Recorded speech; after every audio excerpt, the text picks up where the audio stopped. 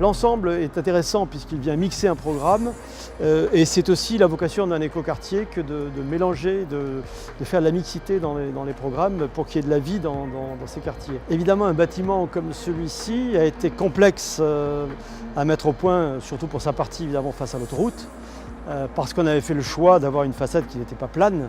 Donc ces géométries singulières ont appelé pour nous, architectes en conception et travail en 3D, très pointues, mais également pour l'entreprise Steam Technibat qui avait en charge la réalisation de la façade sur l'autoroute. Chaque pièce est quasiment unique.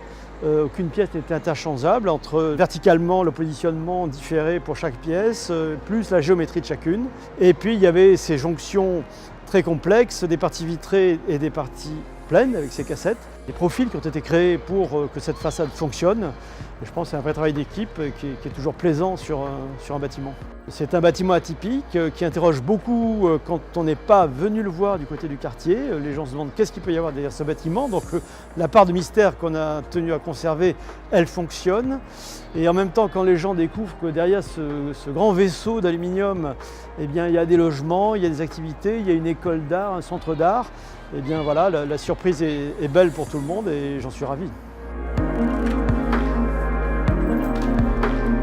Il y a des gens, même aujourd'hui, qui nous ont appelés par rapport au bardage, qui était un bardage assez complexe avec les facettes, ce qui a nécessité aussi pas mal de particularités à la pose, des locations d'engins de levage un peu particuliers.